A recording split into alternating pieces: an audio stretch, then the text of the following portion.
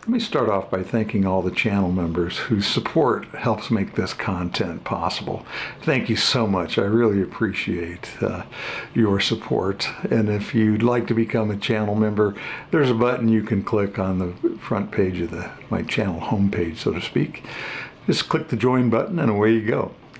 I'd also like to thank everybody that subscribed, and if you haven't subscribed and are enjoying the videos, please consider subscribing. It helps out with the YouTube algorithm, etc. I'd also, I did a channel drawing. Aaron Cash has won a t-shirt, so Aaron, if you'll drop your information to George at jumpingoffthecliff.com, what size you'd like and shipping address, I'll get a t-shirt headed your way. I'll also send you an email so that you know. So anyway, I wanted to resume this hop that I had interrupted in Fond du Lac here a few weeks ago. And I had been to Fond du Lac to do some drone video here the other day, and I sat on a concrete wall, Jersey barrier kind of thing, right where there's a road going into the rail yard, and a Canadian National truck went past me and then came back the other way a little bit later, a few minutes later. I think they were running a crew up to an engine. And they stopped long enough for the passenger to tell me that I had to go. And by go, he meant move off of the property a little further. And they had a no trespassing sign, which I stayed well away from, but apparently their property extends beyond that to some extent. But he told me I had to get outside the gate, and there was a gate covered up with some growth, so you didn't really see it, etc. So anyway, I got outside the gate. I was futzing with my drone, trying to get a zone unlocked so that I could launch it there. And also I could hear an engine idling, and a car engine, and sure enough, it was the local constable. Came up, told me that he'd gotten a call that somebody was trespassing, wanted to make sure that I knew where I needed to be, which I was fine where I was, and he ran my ID, make sure I wasn't wanted, and then that was that, off he went. But what it did, it educated me that, you know, next time I was going to be in Fond du Lac, that I had to certainly be careful of my surroundings, and so that's the way I treated it, and off we go on a nice summer's ride headed for Duluth. We've been sitting quite a while. We aired up once, and then we never moved. Had some power creep by behind me, but I don't think they were in a position to look down in here. So I'm still nervous, hoping we get rolling pretty soon here.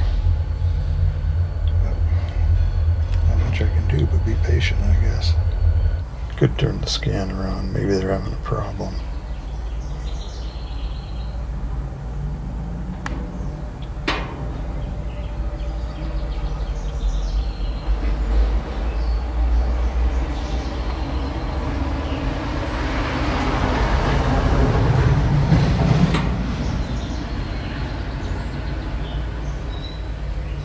Another vehicle driving by.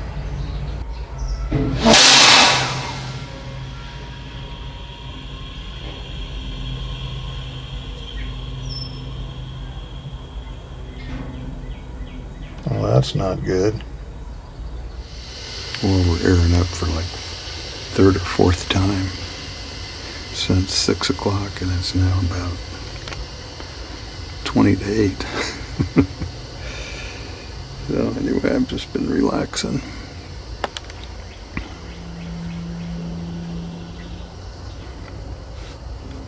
Hoping that one of these times is a real deal. So, you can't be in a hurry just because you want to ride a train. In fact, you better not be in a hurry.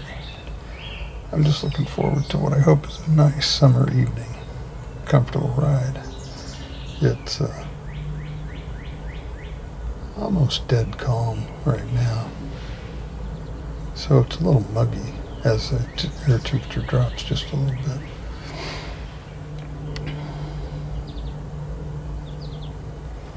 But Fingers crossed we'll be rolling in a minute.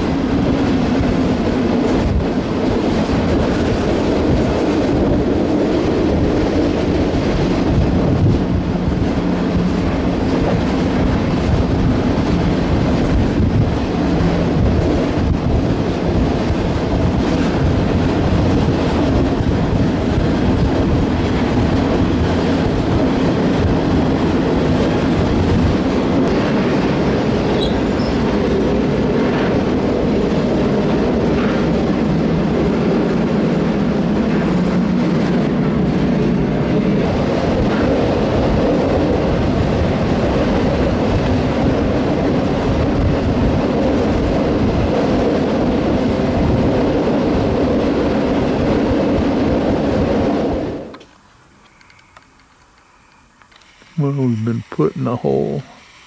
There'll be another train coming.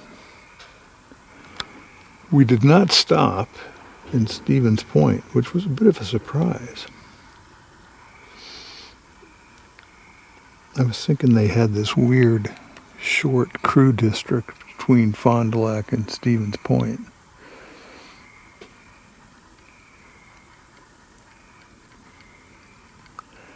But I believe we're headed on to Pokegama. I can hear the oncoming train's whistle, so it shouldn't be too long. This is a fantastic ride, man. And I think somebody calls these pigs in a bucket. Basically, it's a 40-foot container and a 48-foot well. And the 4 feet of openness at each end has got a solid floor for that part of the car. So it is just fantastic. And it's nice and deep. It's about 3.5 feet deep. I see an occasional firefly lighting up over there. That was always fun as a kid. They were thick in my aunt's neighborhood in Omaha and my grandma's neighborhood in Lincoln.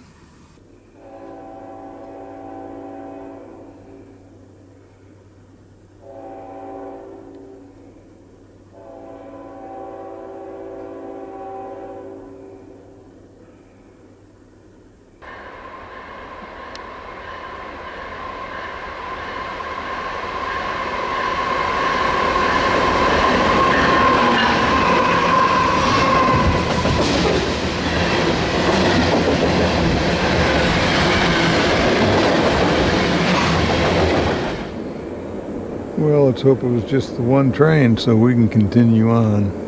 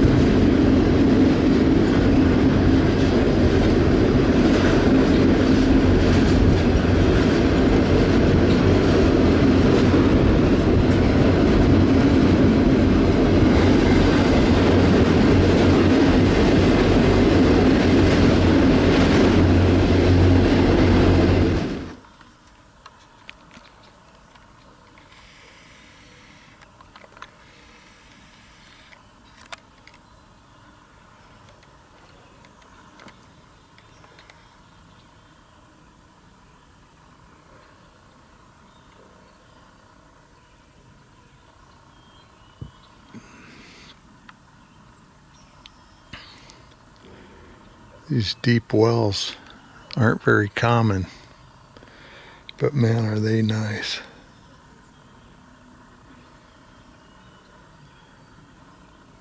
It helped. I should get something to sit on. Sit up a little higher. It's hard to look over the edge sometimes.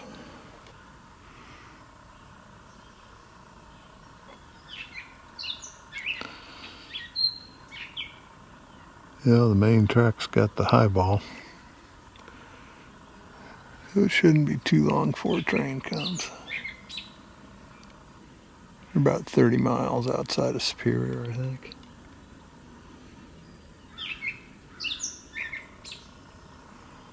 We were cruising pretty good overnight.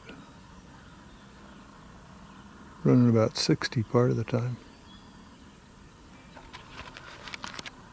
It looks like they've done some work on this recently. I see a new bracket there.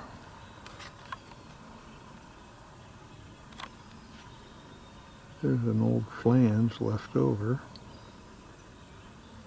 Wabtec brake system there.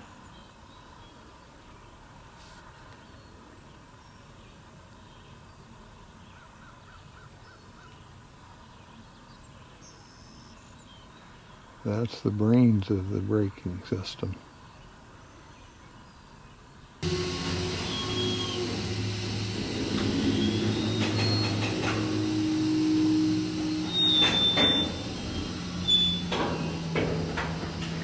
We're already moving without the train coming past. That's interesting.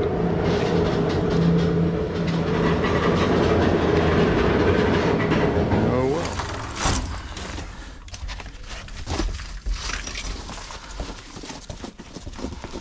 I decided to bail out here. I've got a long walk no matter what I do. So I think I'll get off here where there's no people around.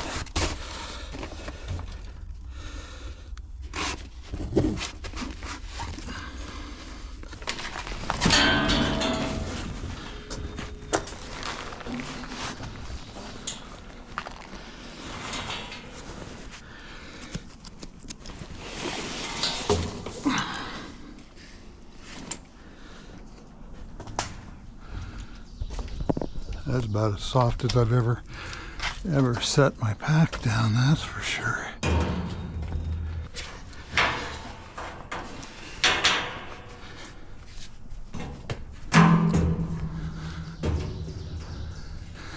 Deep well's nice, but it's a little harder for an old man to climb out of.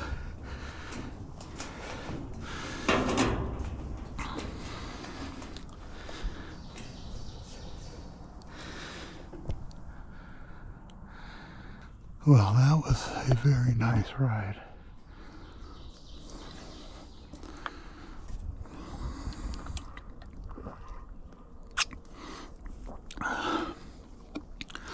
Those go back a long ways, I think. There aren't very many of them nowadays. That's for sure.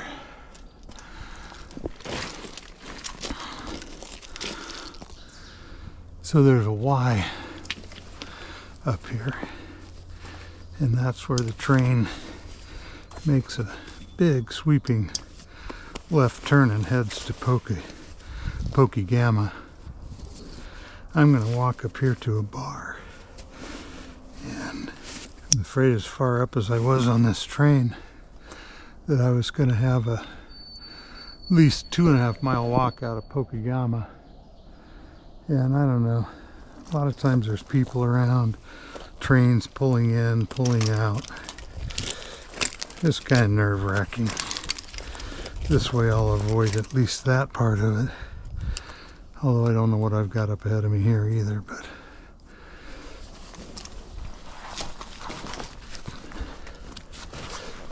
but this is an area I wanted to check out. Itasca. I think Superior is the only place in Wisconsin I've seen a bear. Poor thing trying to get across the highway. I think traffic stopped and let it go, but it was iffy.